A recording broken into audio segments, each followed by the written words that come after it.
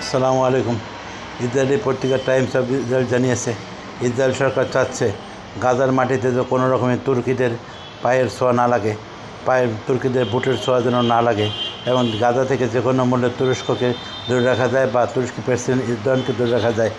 কারণ ইসরায়েল জানে যে একসময় এলাকা তুর্কিদের অধীনে ছিল, তুর্কি খলিফার শাসন করতেন, খলিফার এলাকা ছিল, এবং তুর্কিদের এখনও সেই মনোবাসনা আছে, এবং গাজাবাসীর মধ্যে তুরস্কের প্রতি একটা ফিলিংস আছে।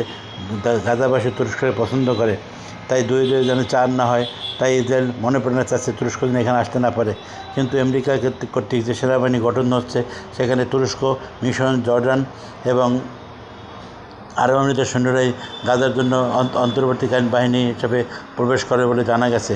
তাই ভবিষ্যতে আমরা তুরস্ক এবং ইসরায়েলের মধ্যে নতুন কোনো সংঘাত দেখতে পাবো, বা রাজনৈতিক পট পরিবর্তন হয়ে তুরস্ক নতুন ক্ষমতা আসীন হতে পারে। তুরস্কের ভূমিকা দেখতে পাবো মধ্য এশিয়ার রাজনীতিতে। আশা করি সবাই ভালো থাকবেন। আমার চ্যানেলটি ভালো লাগলে সাবস্ক্রাইব করবেন। আশা করি। আসসালামু আলাইকুম।